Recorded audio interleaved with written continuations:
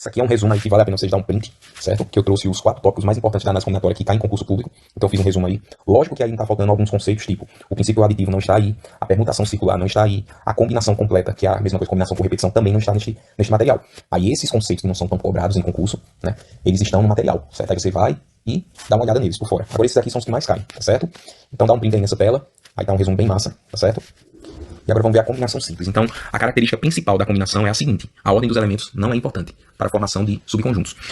A gente já viu arranjo e permutação. Nas duas situações, a ordem era importante, né? A gente viu que tanto no arranjo como na permutação, a ordem dos elementos era importante e criava novos subconjuntos. Já aqui, não. A ordem não será importante. Como assim, professor? Então, vou dar um exemplo bem simples. Eu quero formar um grupo com... quero 2 pessoas, certo? Um grupo com 2 pessoas. E eu tenho 5 pessoas que eu posso escolher. Então, eu tenho 5 pessoas e eu quero formar duplas, tá certo? Para qualquer coisa. Aí você diz, sim, professor, e o que é que o senhor quer? Eu quero saber quantas duplas diferentes eu poderia formar com essas 5 pessoas. Lógico que iria sobrar uma pessoa, pessoal, lógico. Mas eu quero saber a quantidade total de possibilidades que eu poderia formar essas duplas com essas 5 pessoas, certo? Só combinando. Por exemplo, eu vou chamar de A, B, C, D e E. Cada um desses é uma pessoa, tá certo? Então vamos pensar. Por que a ordem não é importante? Porque se eu fizer a dupla A com B e eu fizer a dupla B com A, vocês concordam comigo que isso aqui é a mesma dupla? Claro, né? Por quê, professor? Porque o A e B e A é a mesma dupla. A ordem aí não tem significado nenhum, né? Então aqui eu teria só um subconjunto formado, né? Ou seja, uma dupla. Deixa eu colocar assim, é melhor uma dupla, né? Então esses dois resultados aí representam uma única dupla. Assim como se eu pegar CE e EC, por exemplo, também representa uma dupla só.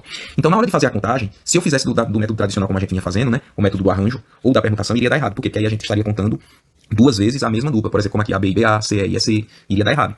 E como é que a gente faz para dirimir esse problema aí da ordem, para que a gente não conte repetido? Aí vem a questão da combinação. Aí aqui a gente poderia usar tanto o método dos tracinhos, ou o método dos tracinhos, que a gente sempre vem usando, ou a questão da forma. Eu vou começar pelo método dos tracinhos aqui para explicar. Então, se é dupla, são 2 tracinhos. Cada tracinho desse representa uma pessoa que ocupará aí a posição. Eu tenho 5 pessoas, então eu começaria aqui na primeira opção, eu teria 5 pessoas, claro, 5 opções de pessoas, e aqui eu teria 4. Por que 4, professor? Aquele mesmo esquema. Eu não posso pegar uma mesma pessoa e ocupar as 2 duplas, né? Não pode ser a dupla pessoa com a pessoa mesmo, entendeu? Pronto. Só que aqui eu teria um arranjo. E como é que eu faço para transformar numa combinação? É só eu dividir. Dividir pelo quê, professor? Pela quantidade de tracinhos que eu tenho. Pela quantidade de tracinhos na forma fatorial. Como assim? Se eu tenho 2 tracinhos, é 2 fatorial.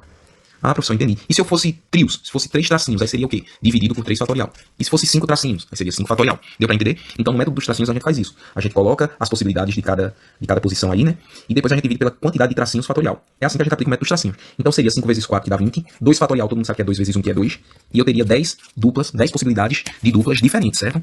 Sem fazer aquela repetição de AB com BA, ABC com CD, entendeu? Então seriam só 10 duplas. Esse aí é o método dos traços. A única diferença é que a gente vai ter essa questãozinha da divisão. Tranquilo? Então, combinação seria isso. Em regra geral, aqui eu destaquei aqui, isso aqui é uma regra geral, tá certo, pessoal? Cada questão tem que ser analisada de forma individualizada. Mas em regra geral, ela serve para a formação de comissões, de times. Então, quando tiver uma questão assim, queremos formar um time de 4 pessoas utilizando um total de 10 pessoas. Quantas formas diferentes eu posso criar esses times? Ou seja, quantos times diferentes eu posso formar? Então você já fica com uma pulguinha atrás da orelha. Opa, falou de comissão, falou de time, possa ser que seja uma combinação. Grupos de pessoas, de objetos, etc. Tá certo? Agora vamos ver a fórmula, que é também muito importante. A fórmula da combinação é essa aqui, pessoal. CNP, o que significa CNP? C de combinação, N é o número de elementos, P é aquela questãozinha das posições que vão ser ocupadas, tá certo? E esse NP aqui, professor, significa o quê? Essa notação é a mesma notação que essa aqui, ó. Pode ver que isso aqui é uma igualdade. Ou seja, na prova pode cair tanto essa notação como essa notação. Então, quando aparecer uma dessas duas, vocês já sabem que é o quê, pessoal? Combinação. Isso aí é a questão das notações, tá certo? Alguma dúvida até aí? Qualquer coisa, pausa o vídeo e retorna para ouvir de novo minha explicação. Aí agora a gente vai entrar na fórmula propriamente dita, que é N fatorial. N fatorial é o número de elementos. Vamos lá, vamos montando aqui. Quem é o meu N fatorial naquela situação das 5 pessoas para formar dupla? Seria 5, que é o número de pessoas que eu tenho. O P, como é duplas, então vai ser P, vai ser 2, que é 2 posições que vou poder ocupar. Então eu vou ter o quê? 2 fatorial.